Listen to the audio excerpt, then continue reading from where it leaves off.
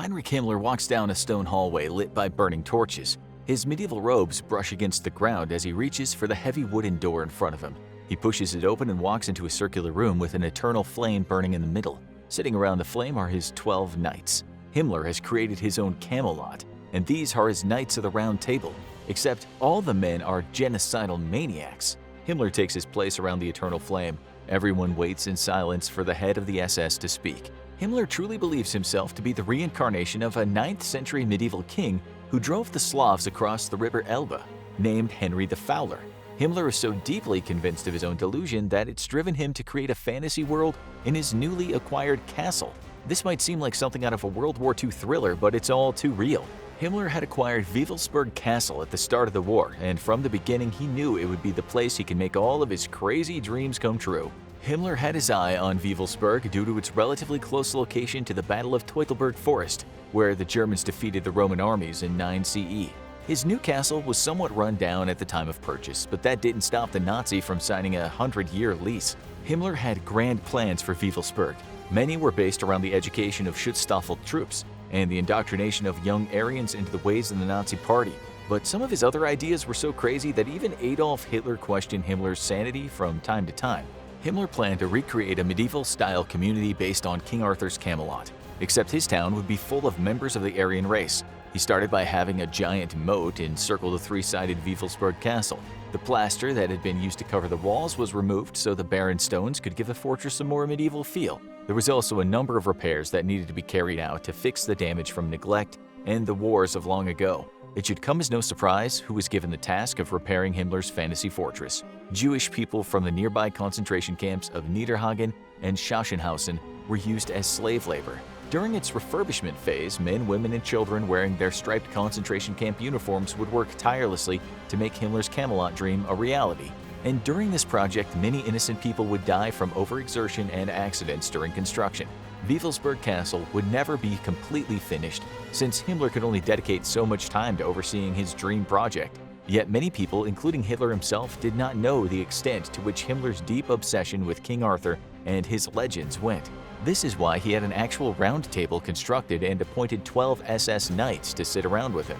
It would have been here that Himmler and his knights would discuss the murders of millions of innocent people. SS officials would debate which towns or cities needed to be decimated in order to make room for a German population to move in. Himmler and his knights also discussed the mass genocide of anyone who did not fit the Aryan mold while meeting inside the walls of Wewelsburg. Basically, even though Himmler was trying to mimic King Arthur and his Knights of the Round Table, there was nothing chivalrous or heroic about what he was doing. He bastardized the Arthurian legends to allow him to live out his sick fantasy. And the worst part was Wewelsburg Castle and the medieval world that Himmler created within and around it was also used for brutal murders, occult rituals, and torture. Himmler thought of Wewelsburg Castle as being the epicenter for the mystic powers that the Nazis would eventually possess. Himmler, along with the rest of Nazi leadership, wanted to dismantle organized religion. The moral compass of Christianity made mass genocide hard to swallow for many people, so the Nazis' plan was to destroy the Christian church and replace it with an ideology where everyone worshipped the state. However, Himmler had other plans as well. The future religion that he and his Aryan followers from Wewelsburg Castle would obey was much darker.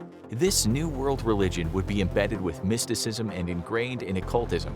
His SS Knights of the Round Table would become spiritual leaders and priests, who would be some of the most powerful men in the world.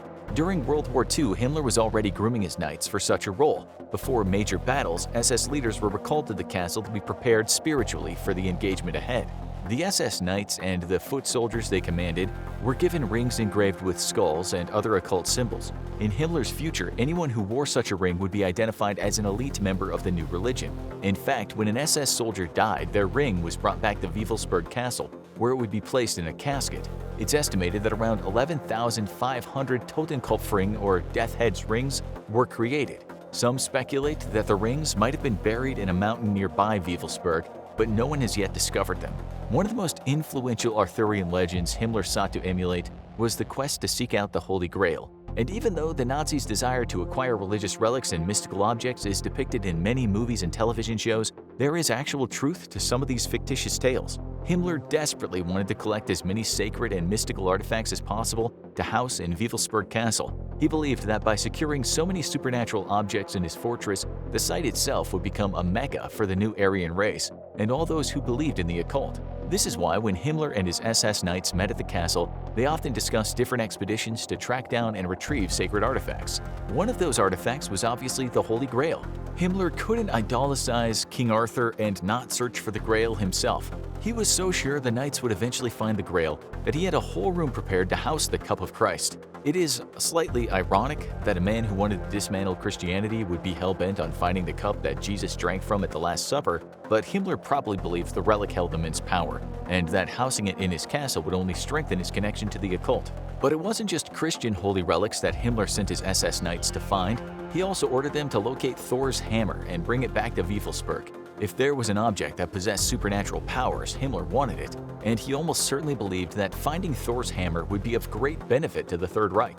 There are even records of Himmler telling his SS commanders to find all places in the northern Germanic Aryan cultural world where an understanding of the lightning bolt, the thunderbolt, Thor's hammer, or the flying or thrown hammer exists. Looking for sacred artifacts and religious relics was one thing, but some of the occult practices that might have occurred within the walls of Wewelsburg were so dark and twisted that even Hitler might have been shocked by them.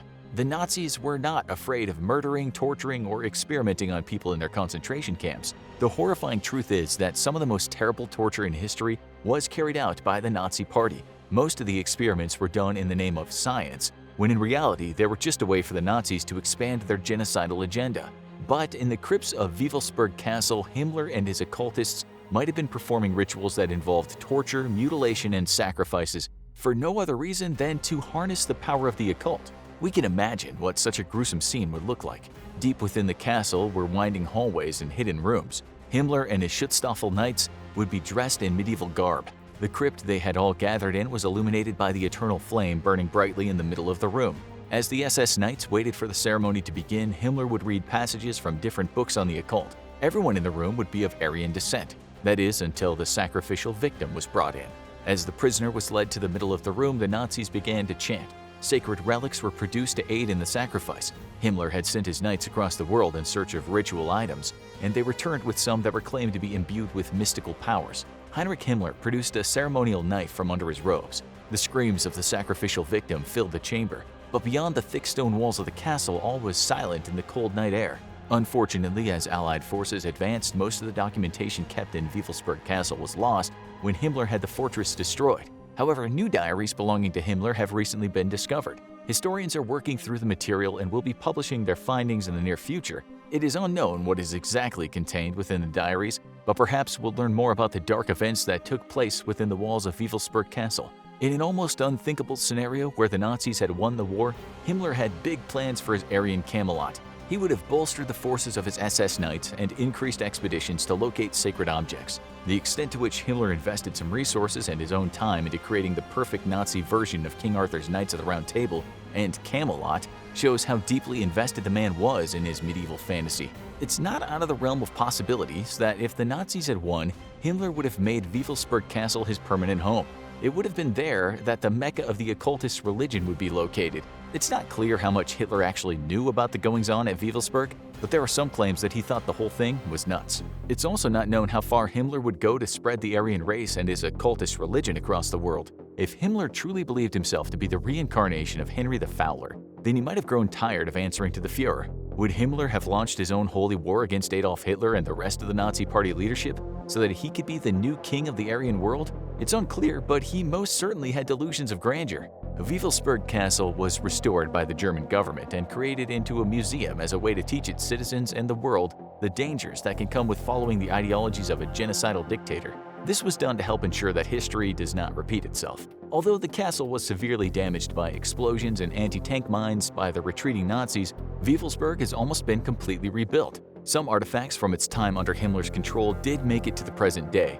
In the castle, visitors can find pigskin chairs with the SS lightning bolts branded onto them, along with other Nazi artifacts. There are also swastikas and other Nazi symbols built into the vaulted ceilings and walls within the fortress. Much of the history of Wewelsburg and what went on there was lost when the Nazis destroyed it, but archaeologists and historians are still making discoveries. So in the future, we may learn even crazier things that happened at Heinrich Himmler's Castle of Death. Now watch the seawater torture, Nazi camp experiments, or check out what actually happened to Nazi leaders after World War II.